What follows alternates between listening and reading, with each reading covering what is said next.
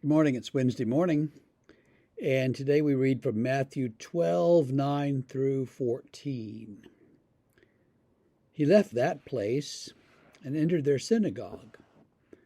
A man was there with a withered hand, and they asked him, "Is it lawful to cure on the Sabbath?" so that they might accuse him. He said to them, "Suppose one of you has only one sheep, and it falls into a pit on the Sabbath. Will you not lay hold of it and lift it out? How much more valuable is a human being than a sheep? So it is lawful to do good on the Sabbath."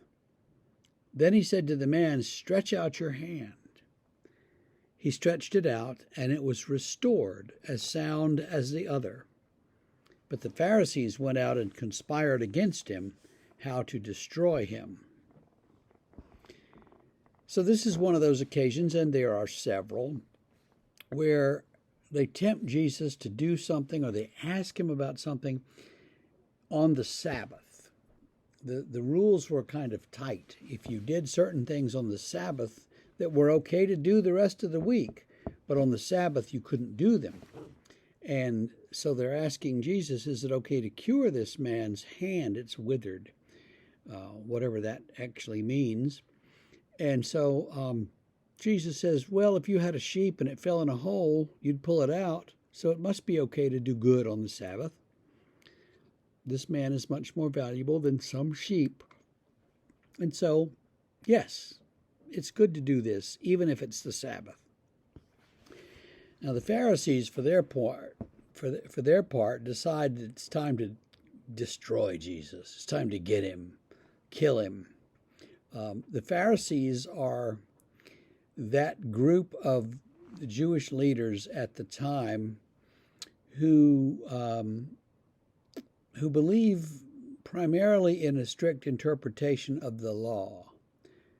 The Sadducees were a group who were more the people in power in Jerusalem, and they believed in a strict adherence to the rules and rituals that surround the temple. The Pharisaic Judaism is what evolves into the synagogues after the Romans burned Jerusalem in the year 70. Well, there was no temple after 70, so how could you be Jewish? How could you be a Sadducee? You couldn't, but the Pharisees had worked out, well, you can still obey the law.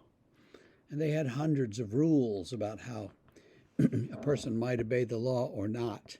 And so that's kind of who they are, and they see Jesus as a scofflaw. Jesus eagerly sometimes seems to encourage people not to obey the law. Why can't you wait till tomorrow to heal this man? His hand's withered today, it'll still be withered tomorrow. You can do it tomorrow. And Jesus says, stretch out your hand, and heals him. He has a particular disregard for the Pharisees and their fastidious applications of the law. Jesus just doesn't have time for that. If it's a good thing to do, it's a good thing to do even on the Sabbath. And he just said that the Son of Man is the Lord of the Sabbath. So Sabbath is a day that is created for him, and he will do good on it if he wants to. So we'll follow this bit with the Pharisees up some more tomorrow. For now, for us, is it lawful to cure people on the Sabbath? Are there things that we shouldn't do on Sunday that we can do the rest of the week? In our tradition, we've said, no, not really. You can do whatever you want, but you should be doing good all the time. And we should be doing good, and we should be doing what God wants us to do, and we should be seeking to obey His commandments and living in His gracious love all the time, even on Sunday. And so let's not get involved in whether you could go to the movies on Sunday or play cards or read the comics or anything like that. Let's just obey God's leading and listen for the Spirit to teach us what we should do on the Sabbath. And I think what we should do, frankly, is what Jesus did, is to do good, is to heal people, is to give people food and clothing and help people.